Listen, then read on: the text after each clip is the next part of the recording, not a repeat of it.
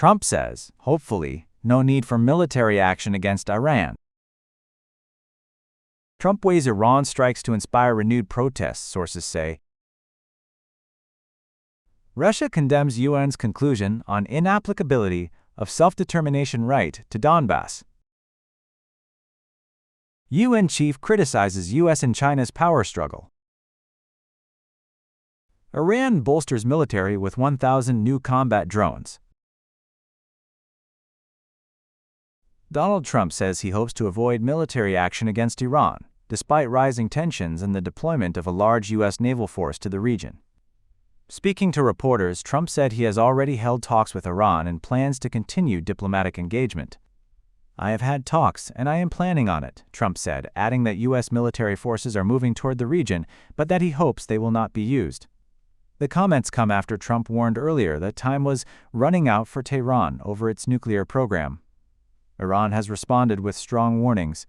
A senior Iranian military spokesman said any U.S. attack would be met with an immediate and decisive response, warning that American aircraft carriers and bases in the Gulf are within missile range.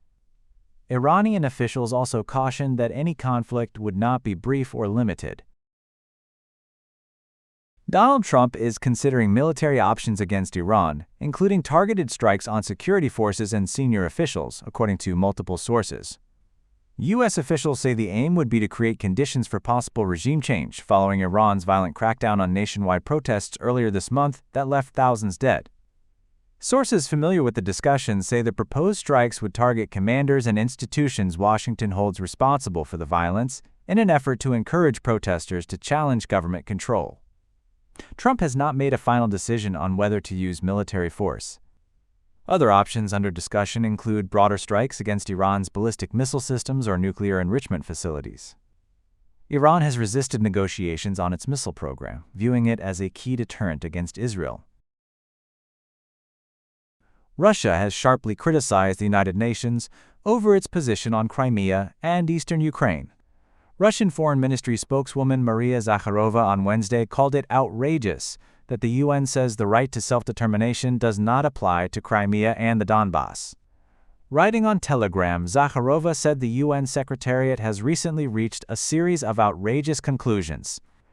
Her comments came after Antonio Guterres told Russia's TASS news agency that the UN believes the principle of territorial integrity takes precedence over self-determination in the cases of Crimea and Donbass.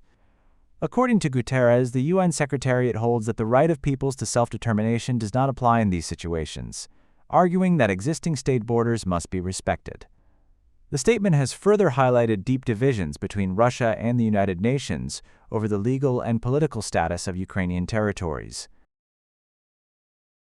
United Nations Secretary-General Antonio Guterres has warned that today's global crises cannot be solved by one dominant power or by dividing the world into rival camps.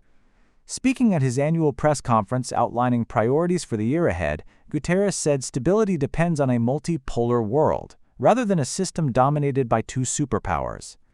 He specifically referenced the United States and China, rejecting the idea that the future should revolve around two competing poles.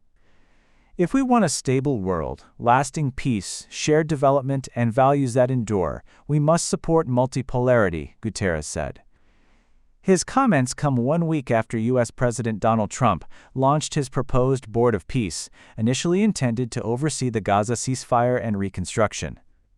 Although the initiative was first framed as operating under a UN Security Council mandate focused on Gaza, Trump later suggested the board could take on a broader role and potentially replace the United Nations.